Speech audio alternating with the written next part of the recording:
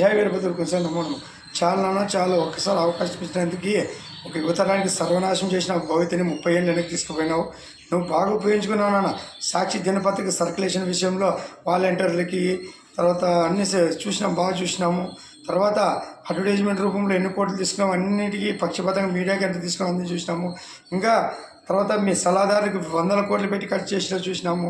10 కిలోమీటర్కి వెళ్ళిపోయాడు తర్వాత నువ్వు ఎంత ఖర్చు పెట్టినా చూసినాము. ₹1 జీతంతో ఏదో రికార్డు సృష్టించడానికి చేసి ప్రజల డబ్బుని మంచినీళ్ళ తాగేసినావు నాన్న. నీ డబ్బు అయితే కదా నా కష్టపడిన డబ్బు, ప్రజల రక్తంతో చేసింది. నువ్వు లక్షల కోట్లు అప్పు చేసి ఎంత డబ్బు ఖర్చు పెట్టినావు, ఎంతమందికి ఖర్చు పెట్టి మిగతాది ఎక్కడ పోయింది కూడా అన్ని లెక్కలు చెప్పేటేమో అవసరమైంది. ఊరికి నువ్వు ముందే అసెంబ్లీలో మాట్లాడేసి పెట్టి ప్రెస్ మీట్ పెట్టడం ఏమన్నా నీకు నువ్వే సిగ్గుతో తలదించుకోవాలన్నా.